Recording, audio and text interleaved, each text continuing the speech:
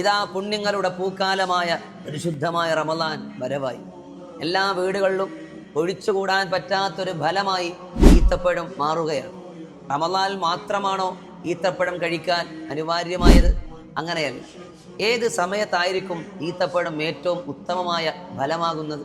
നമുക്കത് പഠിക്കും. മുത്തുനബി സല്ലല്ലാഹു അലൈഹി വസല്ലം തങ്ങൾ പഠിപ്പിക്കുന്നു, ഗർഭിണിയായ ഒരു സ്ത്രീയുടെ ഭക്ഷണം ഈത്തപ്പഴമാണെങ്കിൽ അവൾക്ക് ജനിക്കുന്ന ഗർഭസ്ഥ ശിശുവിന് അള്ളാഹു ആരോഗ്യവും നല്ല ബുദ്ധിയും പ്രദാനം ചെയ്യും. ഇമാം ഗസാലി തങ്ങൾ പഠിപ്പിക്കുന്നു, മറിയം ബീബിയോട് അള്ളാഹു സുബ്ഹാനഹു വ തആല ഈത്തപ്പഴം കഴിക്കാൻ പറഞ്ഞതിന്റെ രഹസ്യം അത് രോഗശമനത്തിന് അത്യുത്തമമാണ്.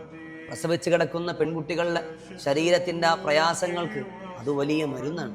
ജനിക്കുന്ന കുട്ടികൾക്ക് നല്ല സൗന്ദര്യമുണ്ടാകുമെന്ന് മഹത്തുക്കൾ രേഖപ്പെടുത്തുന്നതാണ്.